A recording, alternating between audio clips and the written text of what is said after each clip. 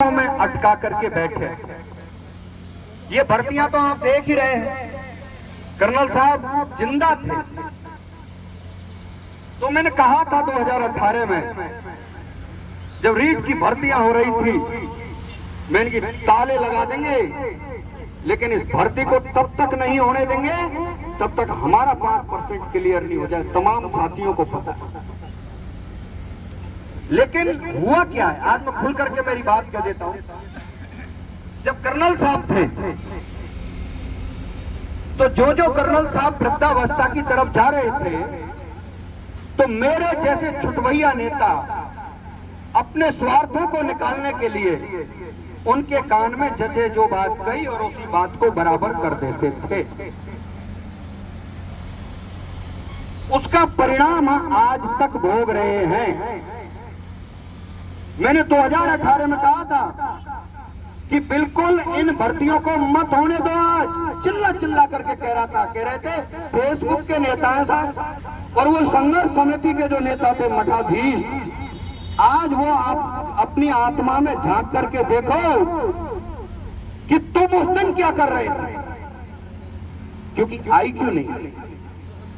जो आदमी स्वार्थ में, अपने शून्य स्वार्थ में अगर किसी भी काम को करने के लिए निकलेगा वो काम कभी सफल नहीं हो सकता। यही किया नेताओं ने। इस भर्ती के लिए इन्होंने खूब आंदोलन कर लिए, 60 दिन ये कर लिया। और मैंने गुर्जर आरक्षण रैलियां शुरू करी देवासी जी, तो मैंने बयाना में करी। गुरुजी बैठे तो बयाना के नेताओं के कुड़मुड़ी चल रही, और ये आरक्षण संघर्ष समिति के जितने भी बुद्धिमान लोग हैं सबके कुड़मुड़ियां चल रही थी। नेता बनना चाहता है। अरे नेता तो मैं बनूंगा ना, आरक्षण के नेताओं पर रुकना, और जो नेतागिरी कर रहे हैं उन पर भी नहीं रुकूंगा।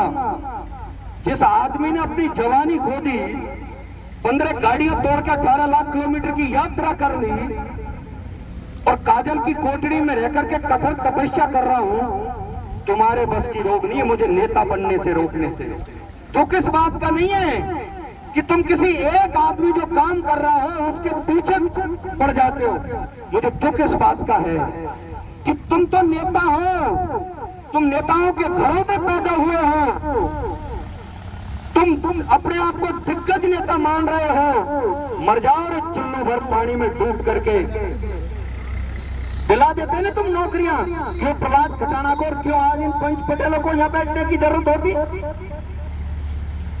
जब मैं रैलियां बयाना में कर रहा था तो सब नेताओं को फोन कर रहा था और कह रहा था आ जाओ, मैं मेहनत कर रहा हूं, गांव गांव जा रहा हूं। नहीं आए थे भूरा भगत जी ने। अब मैं फिर कहूंगा, आज मैं भूरा भगत जी से बात करके गया था। उन्होंने कहा प्रहलाद खटाना बयाना से रैली करना शुरू कर दे, मैं तेरे साथ हूं। और जैसे जिस दिन रैली की शुरुआत कर रहा था तो भूरा भगत जी को मैंने फोन किया। मैंने कहा क्या हुआ भगत जी? बोलो भाई तेरे को मेरी बहुत बहुत शुभकामनाएं। बड़े अध्यक्ष का फोन आ गया, जयपुर में जाएंगे साहब, सचिवालय में बुलावा आ गया। ये हालत रही है लोगों की। ये कड़वा सच कराओ इस जगह खड़ा होकर के। सरपंच साहब को तो पता है, गुरुजी ने सब तमाम उस क्षेत्र से आते। फिर रैलियां जब मैं कर रहा था तो उन्हीं लोगों ने वहां लड़ाने की समस्या खड़ी कर दी थी। इनसे कहो मत, इनकी जयकारे लगाते रहो तो ये आराम से साहब बहुत बढ़िया आदमी है। मैंने हर हमेशा जो कहा सच कहा। पिछले 8 साल का एक एक वीडियो मेरा YouTube पर देख लेना, और वही आज हम भुगत रहे हैं। IQ नहीं है नेताओं का, IQ लेवल, बुद्धि मर चुकी है इन नेताओं की जो समाज का नेतृत्व कर रहे हैं। अपने स्वार्थ में, अपने महल मकानों के बनाने के लिए, MLA मंत्री बनने के लिए इनको कोई मतलब नहीं है कि समाज कल किस दिशा की तरफ जाएगा। विजन नहीं है इन लोगों के पास। और मेरे जो युवा साथी हैं उस बात को समझते नहीं है। क्योंकि हमारे समाज की, गुर्जर समाज की राजस्थान में अगर सबसे बड़ी कमजोरी है तो वह है आर्थिक स्थिति से कमजोर है। जब हम आर्थिक स्थिति से कमजोर होते हैं, युवाओं के मनोबल को तोड़ा जाता है। यहाँ अगर 20 युवा बैठे और दीप नगर के लोगों को फोन करके मंत्री जी कह देते हैं और 4 और एमएलए कह देंगे, अरे लला नौकरी तो हमसे ही लेंगे, तुम नए नेता बना रहे हो, सचिवालय में आएंगे दलाली कर ले जाएंगे। रे मंत्री जी, अगर तेरी रगों में इनका शहीदों का खून है ना, तो ये कहे कि रूपनारायण के परिवार को नौकरी देता हूं और वो मेरे बच्चे आकर के लड़ते क्यों नहीं हो? आप लड़ो ना। कौन रोक रहा है आपको? कौन मना कर रहा है रोकने से? खून नहीं है, मर गया खून, जम गया लोगों का। और 200 लोगों का भी नहीं है जो लोग फ्रंट लाइन में आकर के लड़ाई लड़ी समाज के लिए। उन नेताओं की राजनीतिक विरासत खत्म हो गई, घर बैठा दिया इन लोगों ने। इसलिए डरते हैं तुमसे। कोई भी जिसको राजनीति करनी है वो समाज की लड़ाई नहीं लड़ना चाहता। आज वो इसलिए नहीं लड़ना चाहता कि जो लड़ता है उसी की टांग खींच के घर बैठा देते हैं, हम बैठा देते हैं। अरे जो राजनीति कर रहे हैं मुबारक है, करिए आप। कौन मना कर रहा है कि तू आके समाज की लड़ाई लड़? लेकिन समाज को मनोबल तय करना होगा। ऐसे काम नहीं चलेगा कि वो क्यों नहीं कर रहा, वो क्यों नहीं कर रहा, वो क्यों नहीं लड़ रहा। मैंने जब रैलियां करी तो मैं एक बात पर पहुंचा कि 100% लोगों में से, समाज के इनमें से 5% लोग हैं, मुट्ठी भर लोग हैं जिनको राजनीति करनी है और व्यवसाय कर रहे हैं। 95% लोगों को ना तो नेताओं से मतलब है, न दलालों से मतलब है, न ठेकेदारों से मतलब है। 95% आदमी को उस व्यक्ति की जरूरत है जो ईमानदारी से अपने आप को खपा करके और इस समाज की लड़ाई लड़ सके। लेकिन भरोसा खो दिया समाज ने, भरोसा खो दिया, भरोसा ही नहीं है। कहते हैं साहब जो आएगा वो बेच के आ जाएगा जयपुर से। हम लोगों जो आएगा जयपुर में बेच, सही कर रहा हूं साहब, जो आएगा बेच करके आ जाएगा। क्योंकि दोष उनका भी नहीं है, दोष उनका इसलिए नहीं है, यही आरक्षण के जो आज संघर्ष समिति के बहुत से नेता हैं, साहब को तो पता है, मोटरसाइकिल नहीं थी और 2 जोड़ी कपड़ा ने थैला में धर खुद धोवे प्रेस करावे धोबी के जाते थे, जिनके 40-40 जोड़ी कपड़ा कलप के। और हर साल युवा नई गाड़ी 20 लाख की चेंज कर रहे हैं। बताओ तुम। मैं पूछना चाहता हूं शहीद स्थल पर खड़ा होकर के, मेरी तुमसे कोई द्वेषता नहीं है, लेकिन ये समाज पूछना चाहता है कौन सा बिजनेस चल रहा भाई तुम्हारा, दलाली के अलावा किया क्या था? मैं इस बात पर तो आऊंगा, लेकिन एक बात और कहना चाहता हूं। देव नारायण योजना इतनी बड़ी योजना थी। देव नारायण योजना के तहत, गुरुजी गलत कर रहा हूं तो मुझे टोक देना, देव नारायण योजना के तहत संघर्ष समिति और दूसरों के कुछ नेताओं ने लगभग 100 करोड़ की दलाली करी है 10 साल में, पिछले 10 साल। किसका बुरा किया भाई? कब तक करोगे? और याद रखना नेताओं, जब कर्नल बैंसला जी को इस समाज ने सिरमौर बनाया था, तब भी समाज में हेलीकॉप्टर वाले, रुपये वाले नेताओं की कमी नहीं। जिस दिन ये समाज सोचेगा, जिस दिन इस समाज का युवा इकट्ठा होगा और इस दर्द को कोई दिल से करेगा, तो करोड़ों, लाखों में नहीं करोड़ों की तादाद में लोग सड़कों पर होंगे। न्याय मिलेगा इस धरती पर। और कमजोर होने की जरूरत नहीं है। अगर हम कमियों पर, बुराइयों पर चर्चा करेंगे तो 15 साल की बुराई 15 घंटा चर्चा कर सकते हैं। इससे कुछ नहीं निकलने वाला है। मैं तो आप लोगों के हाथ जोड़ करके, अरे रुको तो सही, तुमने बीच में ऐसा ही तो करे हो, आप तक क्या करे हो? रुको तो मैं कह रहा हूं ना, उसी बात पे आ रहा हूं। हाँ तो सुनो गुरु, हाँ सुनो। अब मैं ये बात कहना चाहता हूं, ये जो लोग यहाँ आए, एक आदमी 100 आदमी से कम नहीं है। तय कर लो, कसम खा लो। मैं तो वैसे इनसे 8-10 दिन पहले, मैंने पिछली जब पंचायत हुई उसके बाद में जब, और मैं कहूंगा आगे की बात है कि करना क्या है, लेकिन देखो फिर कहूंगा मैं वही बात। यहाँ जो धुरंधर नेताओं की तुम चर्चा कर रहे हो कि साहब अध्यक्ष साहब, ये कहकर के गए थे कि मुख्यमंत्री से समय मिले, तो मुख्यमंत्री के समय की बात कर रहे हो, संतरी समय नहीं दे रहे इनको। और मैं कहता हूं जब कहते हैं प्रहलाद खटाना ऐसे कहता है, नहीं मिलेगा इनको कोई समय, कोई मुख्यमंत्री इनको चाय पिलाने के लिए नहीं बुला सकता। और सुनो एक बात मैं वादे के साथ कर रहा हूं, रिकॉर्डिंग कर रहे हैं मीडिया वाले, इन लोगों से इन्होंने डील किया भाजपा सरकार से कि अगला भाजपा का टिकट चाहिए तो गुर्जरों में कोई आंदोलन नहीं होना चाहिए। ये कड़वा सच है। और अगर ये कड़वा सच नहीं है तो तुम अगर असली गुर्जर हो तो आ जाओ, 24 तारीख का यही जंग मैदान हाईवे होगा, आ जाओ। अगर तुमने भाजपा से समझौता नहीं किया है नेता कि अगला टिकट चाहिए और गुर्जरों का 5 साल तक कोई आंदोलन नहीं होगा, तो भगवान देव नारायण की कसम है तुम्हें 24 तारीख को आ जाओ, जंग मैदान होगा।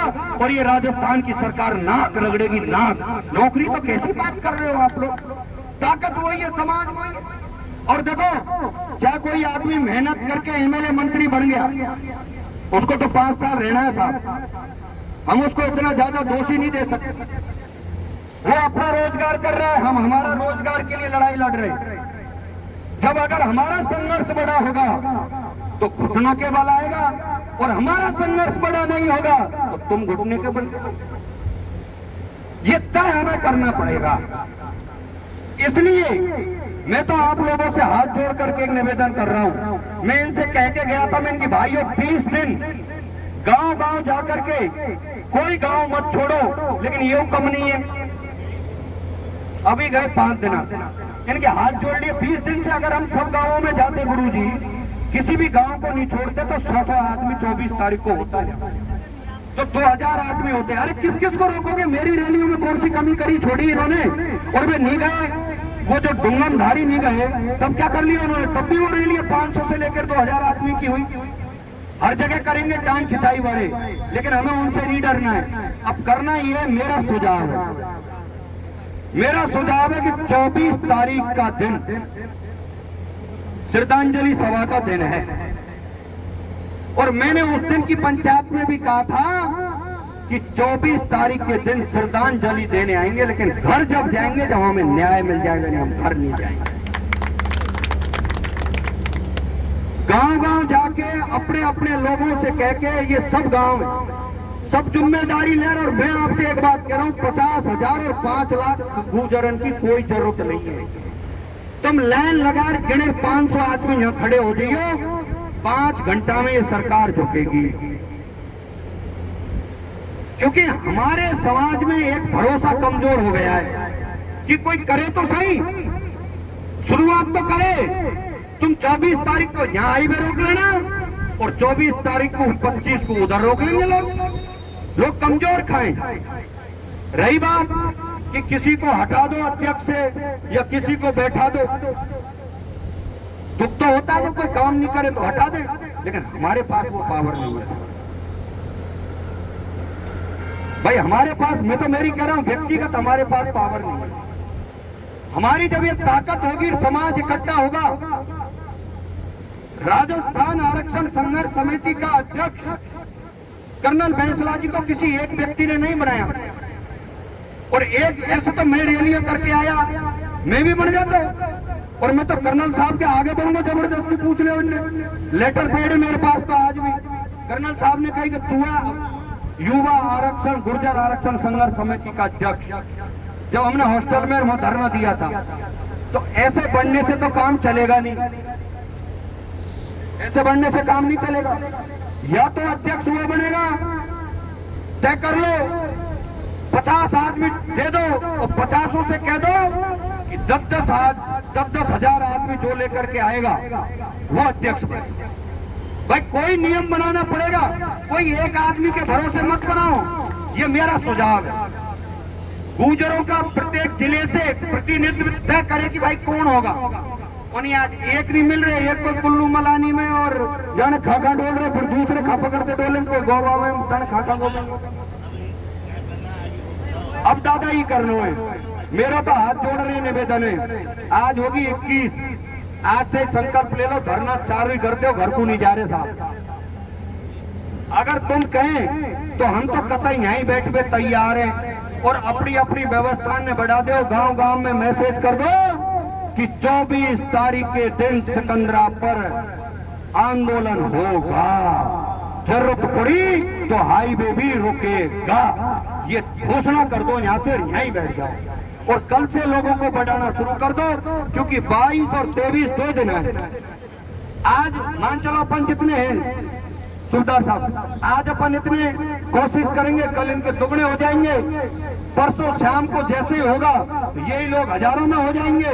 और जब लोगों को लगेगा कि लोग रुकने लग गए, तुम्हारी सरकार के लोग भी आ जाएंगे, एसडीएम भी आ जाएगा, कलेक्टर भी आ जाएगा, मंत्री इनके पेट में गुड़मुड़ी चल जाएंगे, मुख्यमंत्री की भी नींद उड़ने लग जाएंगी। और 24 तारीख के दिन अगर तुम लोगों ने 2000-1500 आदमी यहाँ कर लिए तो तुम्हारा फैसला भी हो जाएगा।